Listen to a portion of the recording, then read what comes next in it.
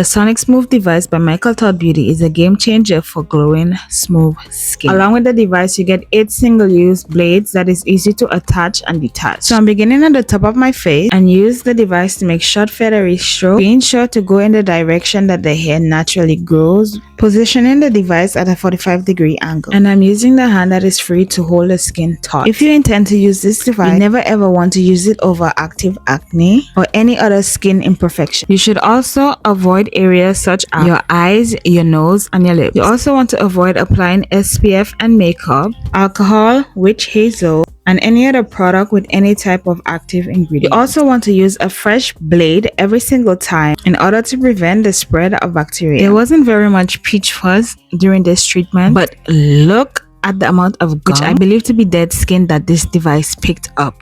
Ugh. After the treatment was over, I used a serum spray to moisturize my skin, and look at the glow, you guys.